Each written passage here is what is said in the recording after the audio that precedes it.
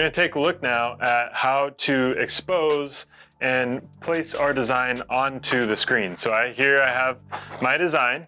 I've already put the film, the capillary film, onto my screen.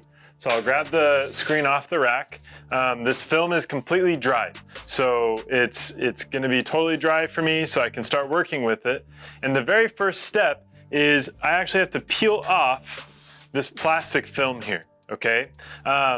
Sometimes it can be a little tricky to get that, but if you don't have to have long nails. I don't have long nails. And you just kind of have to peel at the corner and then pull it off, okay? If it's still wet, when you pull it off, it's going to peel off the actual capillary film on there.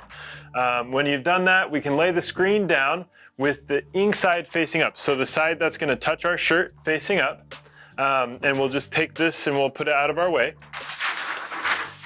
What we're going to do now is we're going to take our design and we are going to actually place it essentially reverse. So it's going to be placed this way. So the text is all going to be backwards when we put it on there. We're going to take the design and we're going to lay it onto the screen.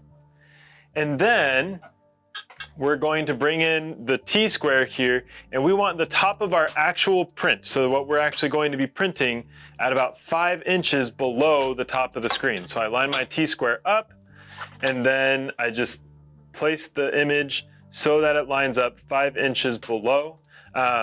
Ideally, my registration marks are showing on that as well, but it's not the end of the world if not.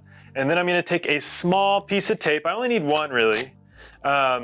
And I'm just going to tape the top part of my design down so that it just stays in place. Once I've taped it down, now I'm ready to go ahead and bring it over to the exposure unit. And now I'm just going to take my design, I'm going to place it down onto the exposure unit. I can double check, make sure everything's looking nice and aligned, which it is. I want to make sure the screen is centered on here. And the reason is because on the two ends are safe lights. Those aren't going to expose it. And all the lights that are going to expose it are in the middle. So we have to make sure we have those lined up. We'll go ahead and latch down the exposure unit and we're going to turn on the vacuum. The vacuum is going to actually basically suction down my design and then allow it to actually make sure that there's no light coming through from the top side because our stencil is on the bottom, okay? So once that's vacuumed down a fair amount, what we're going to do is we're just gonna come over here to the timer and we're gonna click exposure. That's going to run the exposure for 2 minutes and it will automatically turn the exposure lights off when it's done. Every time you click the exposure button, it just restarts the timer. So don't push the button after you've started it. Once it's done exposing, then we'll take a look at these next steps. We just kind of have to wait now.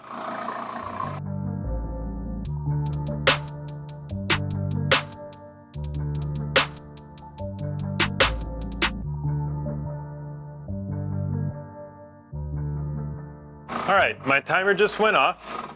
I'll turn the vacuum off, and now I can go ahead, open up the exposure unit, hold on to that as it goes all the way up. And now all I need to do is I can take my screen off.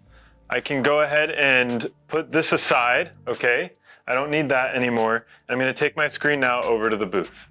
All right. I've brought my screen over here, and so what I'm going to do, there's a little light switch right down here that I can turn on. That's gonna help me be able to see my design as I spray it out. And now what I'm gonna do is I'm gonna get the pressure washer, and with the pressure washer, I need to basically wash out my design. But with the high pressure, if I have it too close, it's going to just blow out the whole thing and we're not going to end up being able to use the screen. We have to start over, get all new materials and everything. So what we want to do is we want to keep it about 1 foot to 2 feet away from the screen. If we go too far back, we're not going to get anything done. If we're too close, we're going to do too much. And so the easiest way to keep that in mind is if the screen is here, you want the pressure washer to be about here at the entrance of the washout booth. And now we'll go ahead and we're just going to spray it out, keeping the pressure washer moving across our design as we go. We don't want to hold it in one spot. We don't want to hold it too close. And as we do that, we'll see our design start to come out.